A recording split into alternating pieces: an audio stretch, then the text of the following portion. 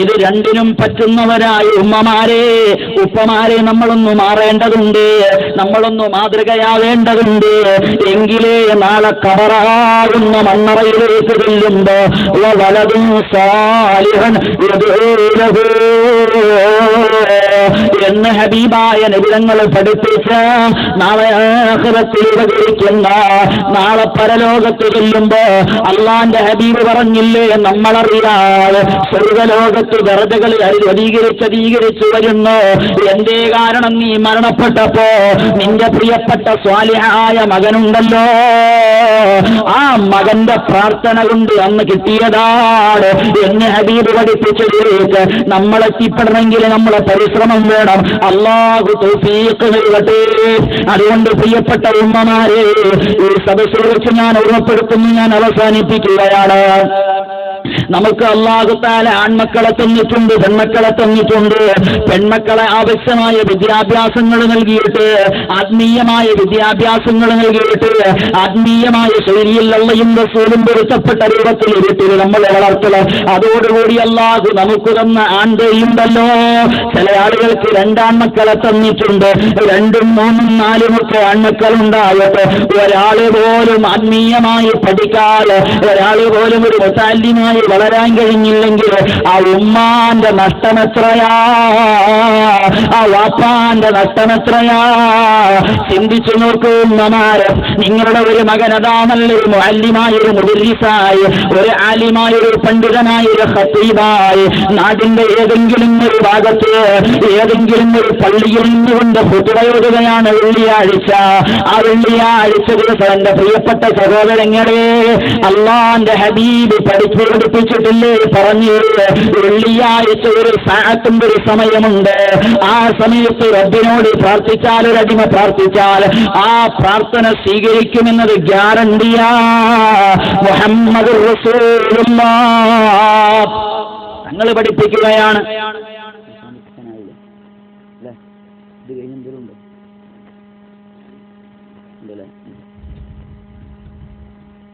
അപ്പോൾ എന്റെ പ്രിയപ്പെട്ട സഹോദരങ്ങളെ നോക്കൂ, നിങ്ങൾ ഹബീബായ മുഹമ്മദ് റസൂലുള്ളാഹി തങ്ങൾ നമ്മളെ പഠിപ്പിക്കുകയാണ്.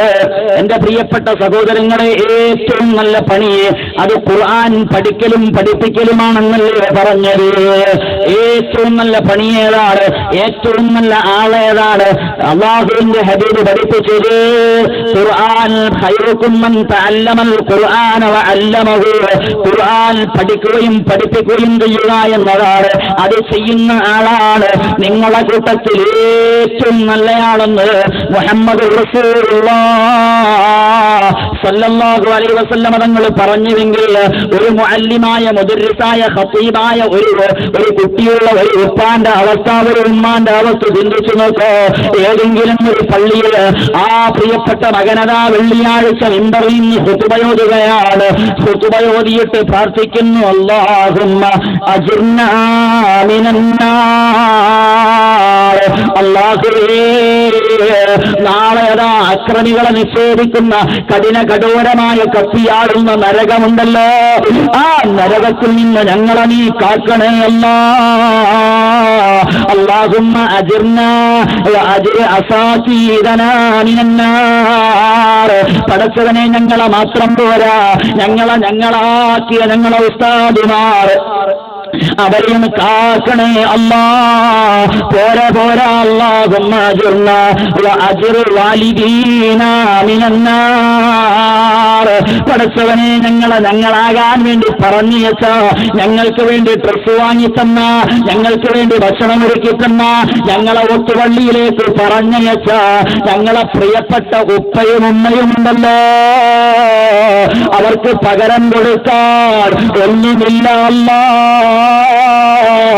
അതുകൊണ്ട് അവരെയും നീ നരകത്തിൽ നിന്ന് കാക്കണേ അല്ലാ.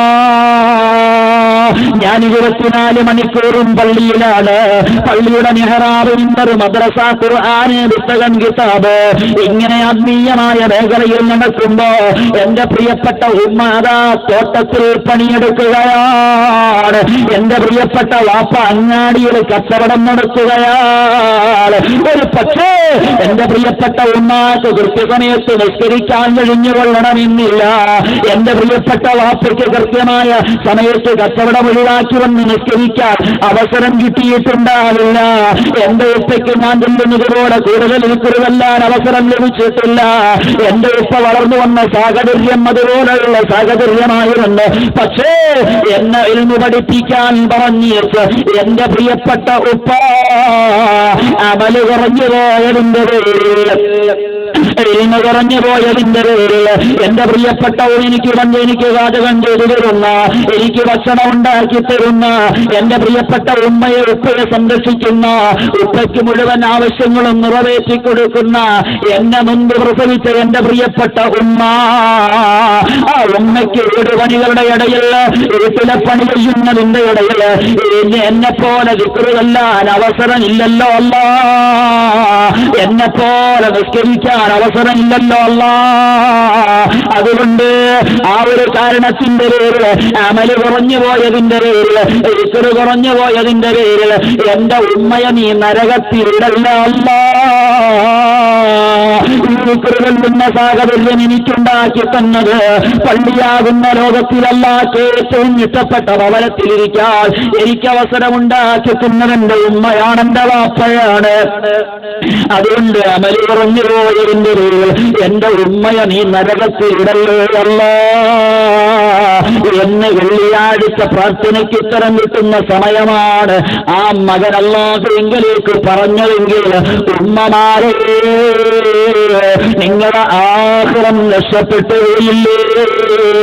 കഴിഞ്ഞില്ല ഇതുപോലെ മജ്‌ലിസുകളിലൊക്കെ ചെന്നൊന്ന് പ്രസംഗിക്കുന്ന ഒരു മകനാണ് നിങ്ങളുടെ മകനെങ്കിൽ ആ മജ്‌ലിസുകളിൽ വെച്ചുകൊണ്ട് കൈയുയർത്തിയിട്ട് പറയുന്നുവല്ല, എന്റെ പ്രിയപ്പെട്ട മാതാവ് വീട്ടിലാണ്, എന്റെ പ്രിയപ്പെട്ട മാതാവ് രോഗിയാണ്, എന്റെ പ്രിയപ്പെട്ട മാതാവ് ഖബറിലാണ്, എന്റെ പ്രിയപ്പെട്ട പിതാവ് അധ്വാനത്തിലാണ്.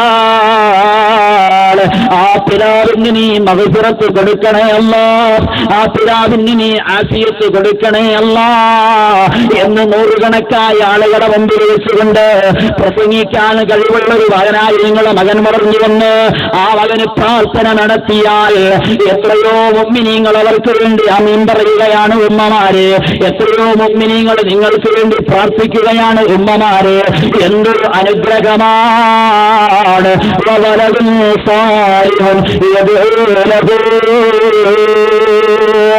ആ മക്കൾ മാതാപിതാക്കൾക്ക് വേണ്ടി പ്രാർത്ഥന നടത്തുന്ന സ്വാലിഹായ മക്കളാണ് ഖബറിലേക്ക് കാഴ്ചയായി നിങ്ങൾക്കുള്ളതെന്ന് മുഹമ്മദ് റസൂലുള്ളാഹ്.